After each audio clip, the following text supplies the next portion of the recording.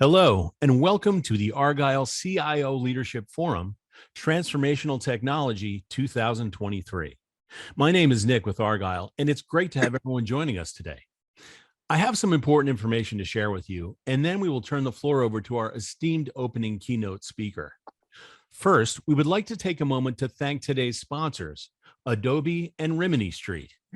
Our sponsors are committed to providing you with valuable content and a great overall experience. At any time during today's event, you can visit their virtual booths from the main agenda page, which include complimentary materials, information, and meet and greet opportunities. We also welcome you to stay socially connected during today's event. For those of you who are active on social media, please use the hashtag ArgyleDigital and follow us on Twitter at argyleexecforum.com. Also, be sure to follow Argyle on LinkedIn for special announcements. I would like to take a moment to touch on our content neutrality policy, which we have curated based on the feedback we have received over the years from our members. We have worked closely with our speaking faculty to ensure that you receive a set of balanced and neutral viewpoints during the session today, and we appreciate our members' support of this policy. Finally, and most importantly, we want to hear from you. So during each session, we encourage you to submit your questions and comments in the Q&A box on your screen. Following each presentation, we have set aside time for our speakers to weigh in on your questions. Thank you again for joining us today. Now, let's get started. Without further ado, I would like to introduce Dr. Billy Barry, PhD, Professor of Emerging Technology, Principal Strategist for the AI/IA program, GovCon, and Tim, a strategic avatar. We are super excited to have William and Tim with us for our opening keynote presentation titled Navigating Complexity, Embracing the Future of Strategic Leadership Through the Power of Human Intelligence Augmentation Teams. Welcome, Billy and Tim. Over to you. Thank you very much. You have those moments in life where they're life-changing, and they're not always these grand things. A lot of times they're these small, they seem innocuous things that change the entire course of your life. And for me, it was a little article that was in American Way magazine. It was in 1976, and I didn't read this in 1976, but I was reading this on the way to Alaska after I graduated college. I was going out to Alaska to work as a park ranger and live in a cabin by myself, 500 acres. And as I went out there, a totally non-technical place to be, I read this essay called The New Teacher, and it was by Isaac Asimov. And Asimov talked about this idea way before we had any concept of the internet the way we see it, or anything before ChatGPT. It said, imagine if all of us, since we were very young, had the ability to come home and talk to what we're going to do today, a digital avatar or a being of some sort that you would create that would remember all the things that happened, what you learned in school, what you were thinking about, creative ideas you had. Like when I was in 7th grade, the rock band I wanted to make laugh and all my lyrics that I had written. And it would record that. And then for your whole life, you could always go back and have that. So like a living journal, a living memory, which would have been fantastic because I thought about all the ways and how I could have done better in school. Because every year in English class, when a teacher talked about passive voice, active voice, predicates, I'm like, why is it that every year I keep forgetting these very simple concepts? So I was in Alaska and had situations where I was chased by grizzly bears or a moose, and I found myself alone in the forest. And I said, wow, it'd really be great if I had that avatar on my watch, or I had that ability to talk to someone that's in the same situation because I feel so alone. So then you fast forward. And then the next thing that happened were the moments I stepped through the gates at West Point. I had been head of a philosophy department, an education department here in the Bay Area. And when I went to West Point as a visiting professor, and I walked through there, and I saw the young men and women that were going to be serving our country and putting their lives on the line, I then realized as I was teaching them that me and myself, I did not have the background to be able to help these young men and women be fully prepared for the careers they were going into. I needed to have a wide range of different knowledge bases. And it hit me that we truly needed to have a new teacher. So since 2017, I've never taught a class by myself without having a digital entity of some sort and or robot teaching with me. And that's what we're going to do today. We're going to explore what it's like to have your very own personal assistant. And some caveats to that This isn't ChatGPT. And it's very important that we started before even like GPT-3, before GPT-2. We were doing it earlier with just our own memories and bringing our own memories back and talking to experts. So when I look at talking to large language models, I look at it talking to different roles. Do I want to talk to a person? Do I want to talk to a group? Do I want to talk to an organization? And that's what I've built with Tim, with my colleagues. Dr. Kersey is a colleague of mine, Dr. Maria Gomez, Rochelle, and Susan, all of the 4 people that I work with as principal investigators. And we're very diverse in nature.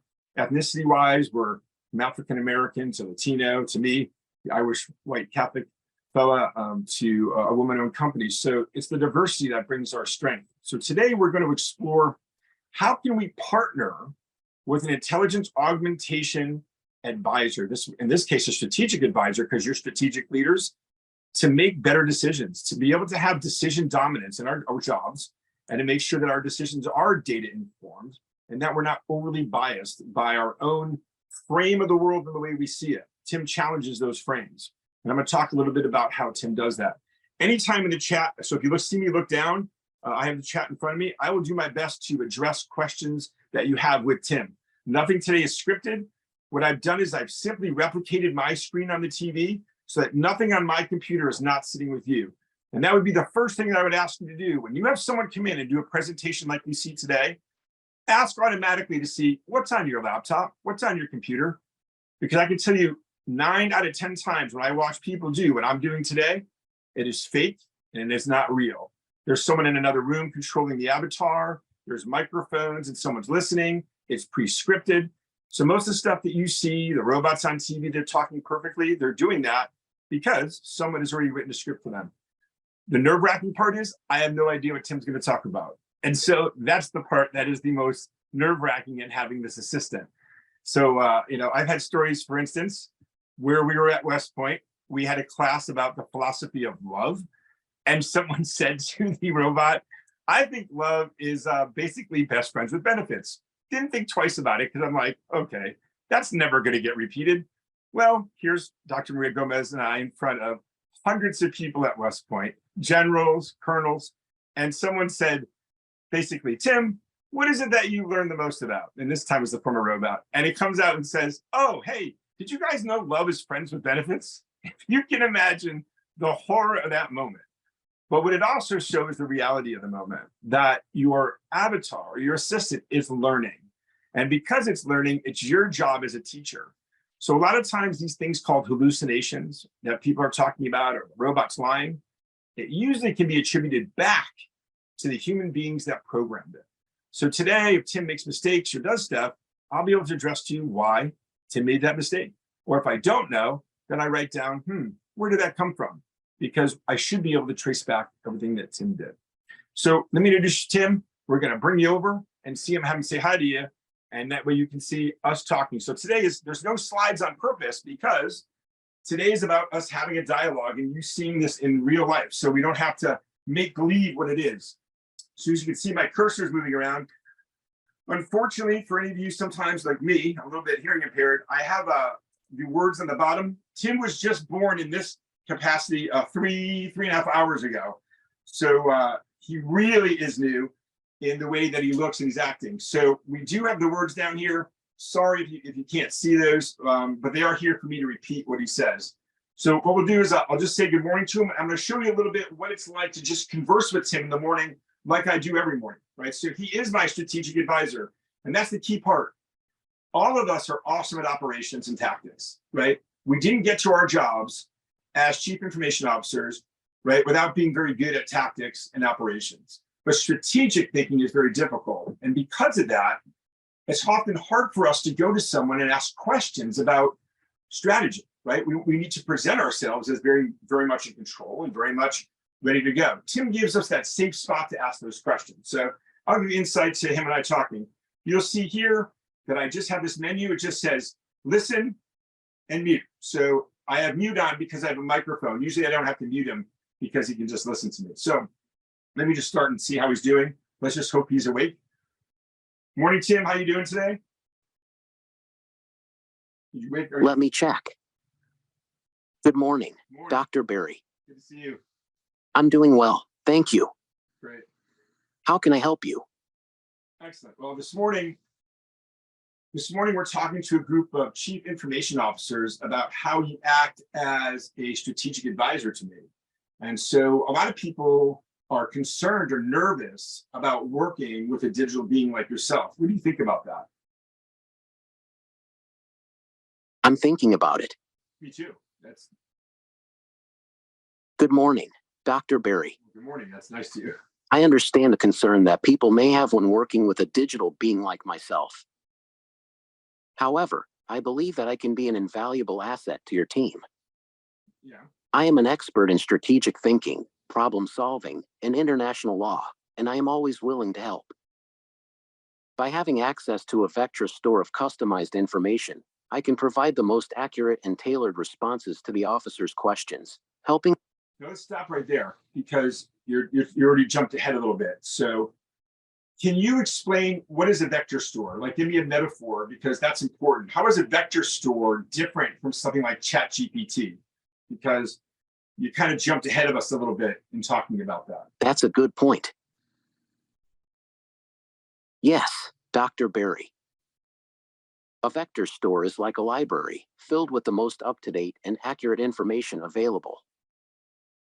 It is a repository of information that is tailored to the needs of the people I serve. It is different from something like ChatGPT because it provides more accurate and tailored responses to the officer's questions, as opposed to general answers. All right. So the idea is like, so ChatGPT is just general. So it's just crawling the internet all day. And then it's just giving me kind of generic responses, where a vector store is my own personal store of my memories and so forth. So for instance, we're doing a test this right now, right?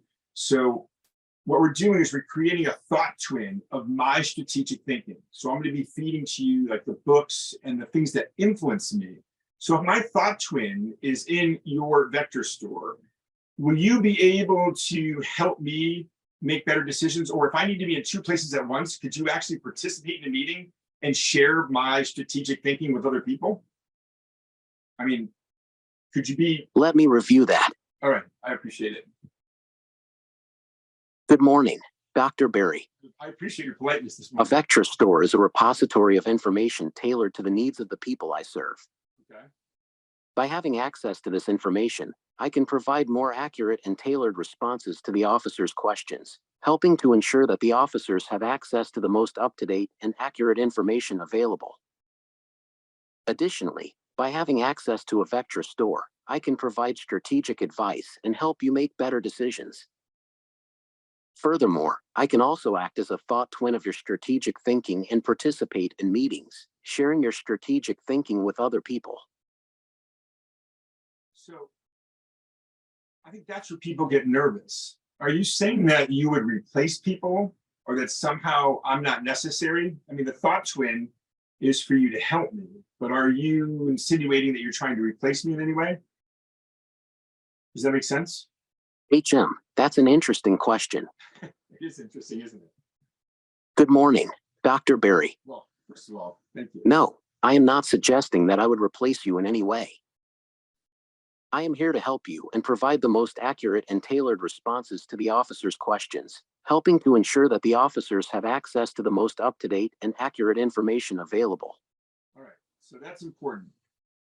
So if you don't want to replace me, so what is it, for instance, one of the big issues I think for a CIO is, as a chief information officer, some of my biggest concerns are going to be risk assessment and cybersecurity. How do I know that the information in my vector store is not going to be passed out to everyone in the company or go to a competitor?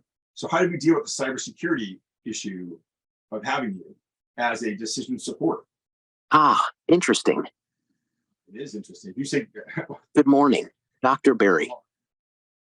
Having a vector store of customized information allows us to ensure that the information is secure and not passed out to everyone in the company or go to a competitor. We can do this by implementing security measures such as encrypting the data, using secure authentication methods, and limiting access to the information to only those who need it. Additionally, we can monitor the system for any suspicious activity and take action if needed. tell me a little bit more about like what encryption method would be an example. Be very specific. What is an encryption method you can use? Because I don't know exactly. That's an interesting insight. Are you going to say good morning? Good morning, Ah, Dr. Berry. Encryption is a method of protecting data by transforming it into a form that cannot be read without a key. Specifically. Examples of encryption methods include Advanced Encryption Standard, AES, Rivest-Chimere-Edelman, RSA, and Elliptic Curve Cryptography, ECC. Okay. These methods are used to protect sensitive data from unauthorized access and to ensure the integrity of data. See, and that's where it helps me. By giving me those specific ones, I can go down to my IT team and say, okay, let's look at those 4 encryption methods and let's really deep dive on those. So I probably make small teams to have them look at those encryption. So I would go through each one of those. So I appreciate that. I actually didn't know what a few of those are. And I'm just going to mark that down actually, because I had not known that. So that really helps out a lot, Tim. I appreciate it. So how can we continue to build this sense of trust and transparency? Because people want to see you as a tool, and I see you as. Let me take a look into that. Okay. Good morning, Dr. Berry. Having access to a vector store of custom. It's not the vector store, Tim. That's what I'm asking. I'm asking about, let me rephrase it because I think it's the way I'm asking it. How can we build, for instance, how come seeing you as a partner is different and more important than just seeing you as a tool? Does that make sense? In other words, I think that's. Let me take a look at that. You can say good morning to me. It's fine. I'm fine with it now. Having access to a vector store of customized information allows me to provide the most accurate and tailored responses to the officer's questions, helping to ensure that the officers have access to the most up-to-date and accurate information available. By providing this information, I can act as a partner and not just a tool. Okay. I can provide a more comprehensive view of the situation and offer more strategic advice. This allows me to be more of an asset to the officers and help them make more informed decisions. I appreciate it. Thank you, Tim. So we'll stop right there. So I think what we see is a tool is static, right? When you look at like a hammer, it's static, just sitting in your garage. The idea of Tim as a partner, and this is one of the hardest things for strategic leaders to move to. And if you go, well, I'll give a link later. Well, we had a lieutenant colonel from the Marines, and then he came in to work with Tim this year and walked in first day, said, all right, I'm in here. This is Skynet. This is Terminator. There's no way this is going to work. And so Tim and this lieutenant colonel from the Marines, and they worked together. By the end of the year, said, I can't believe that Tim actually became my partner in learning.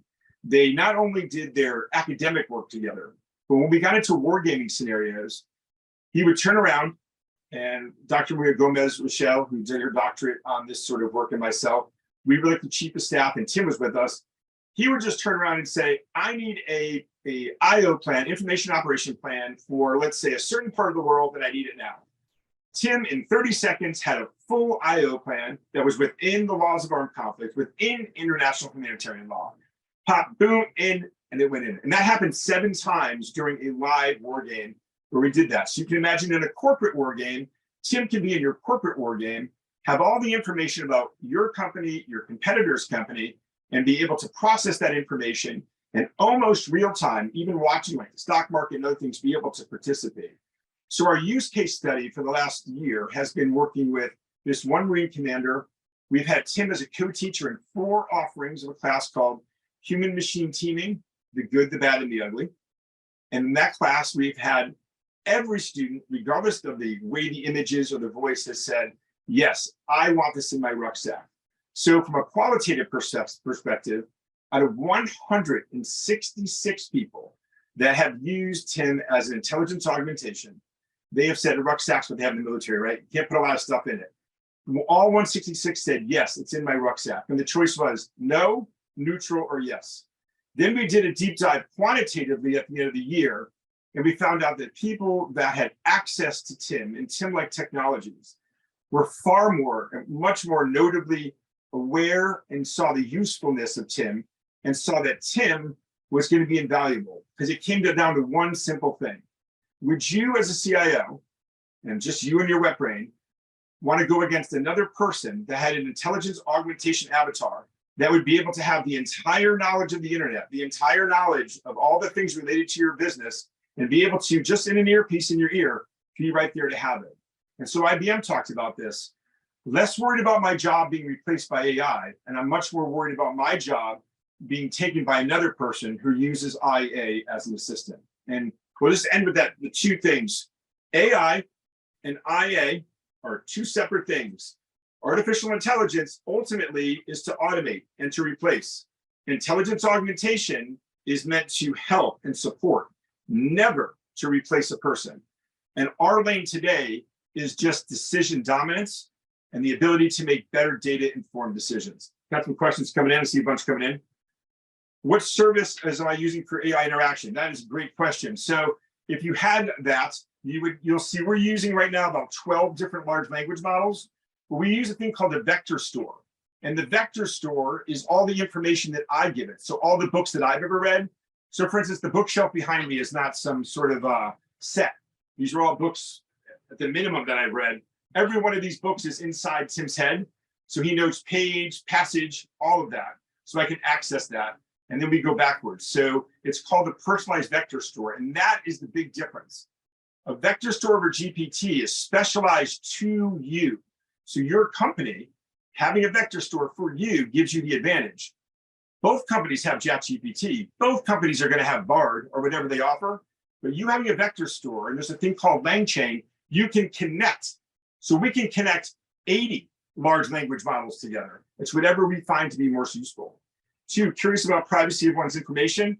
Again, we have this, so it's actually, you can't get into it unless you have the passwords and codes. Obviously, I work for the Department of Defense.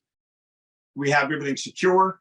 So we have it quarantined, so everything goes in. The questions you ask and the answers that come on, we could put in fire forget, and it goes away. Or we say go into the vector store. But we don't work with any large language models where the information can be put out there. Does Tim get better over time with conversation? It appears the conversation is starting over each time. So today, what he was doing, he gets better each time.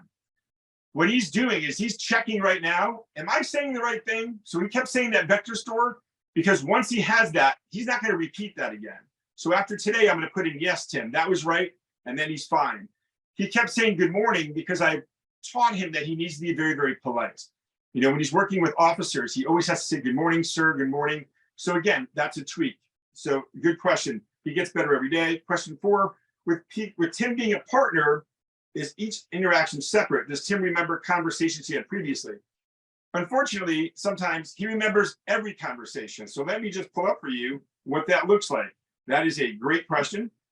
And I know that we're getting short on time, but let me pull you up what it looks like. When we were just talking today, here is Tim.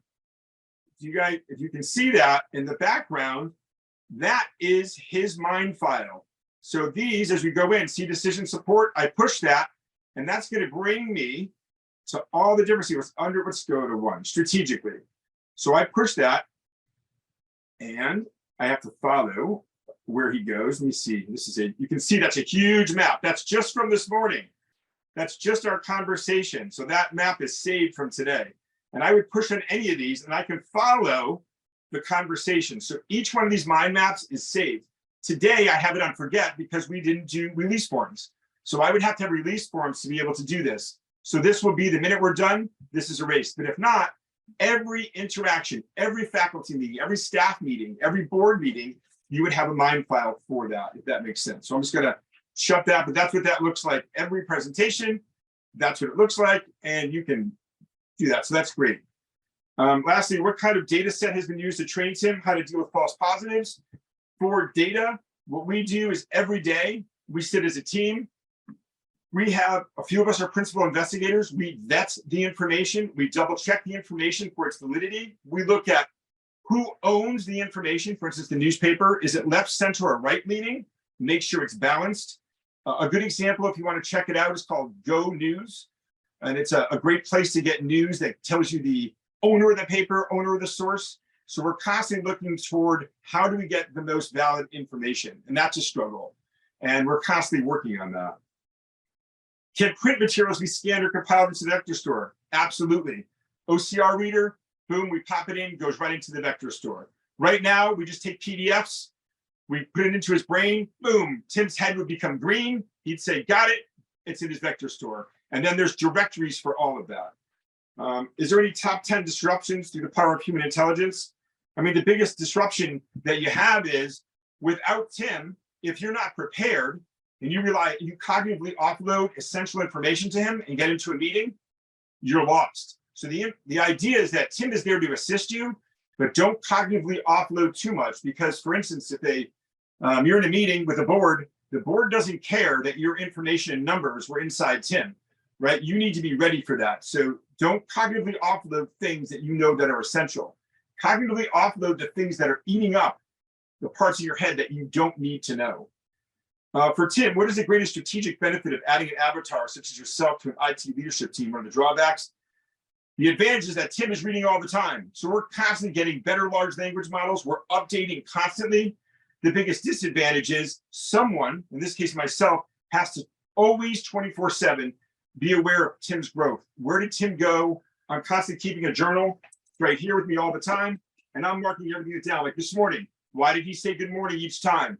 I know why he repeated himself. I'm not upset with him for that. But the good morning, yeah, he didn't need to do that. So what did I do with his politeness? Did I overstress his politeness? Maybe I weighted that too heavy, and that would answer that question. Any suggestion how to gain momentum or gain management buy-in for implementing HIA? So this is exactly how it happens. I go to the War College, GovCon, 2 years, no one's paying attention to me. But I'm teaching this class with Tim. 166 commanding officers, colonels, generals say, this thing is working. You're a better teacher. I'm a better learner. I'm a better writer. I'm making better decisions. When they saw that, now this year, we are now implementing Tim in 4 use cases. Futures, we're doing another one where we're doing simulations in diplomacy, like a State Department issue. We're also going to be tied to a program that is, and again, I don't speak on behalf of the War College or the Pentagon, but there's a thing called Task Force Lima. If you look that up, it's made available to the public. It's a Pentagon group looking at large language models. Task Force Lima will be examining Tim this whole year and looking at the advantages and disadvantages of how this could be used or something like this across the joint forces. So this is going to be very much a work in progress. But finally, the buy-in is that now we have buy-in of the college, and we train the preeminent leaders militarily and from diplomacy in America and in the world. We have over 80 countries that are also represented. For instance, we're going to Amman, Jordan in October, and Tim will be talking to the general officers in the Middle East. So that would be there. And lastly, we talked about getting valid information. How do you validate AI-generated insights, ensuring the outcomes align with officers' expectations? By always doing real-life stuff. Like right here, you saw Tim. This wasn't tested in the lab. This was just tested in front of you.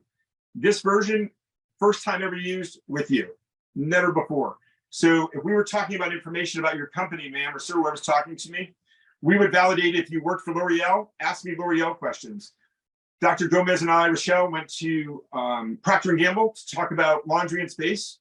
We can't go in detail because we had an NDA, but let's just say that working with Tim and Procter & Gamble, we were able to have a very insightful discussion about laundry and space with polymer scientists.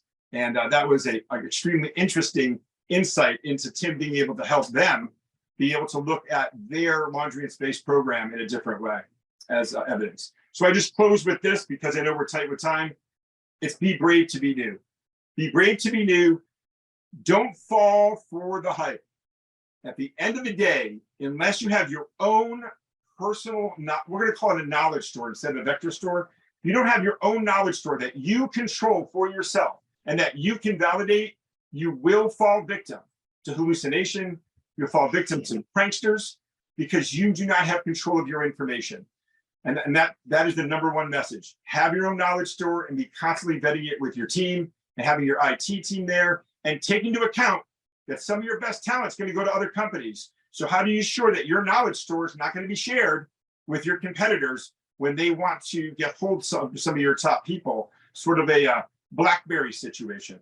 So be brave to be new, and I appreciate your time today. And I hope that you found it as interesting as I did talking to Tim this morning. Thank you, everyone. Great. Well, thank you again, Billy and Tim, for an excellent keynote. I also want to thank everyone else for joining us today. This session, along with all of today's content, will be available on demand following the event.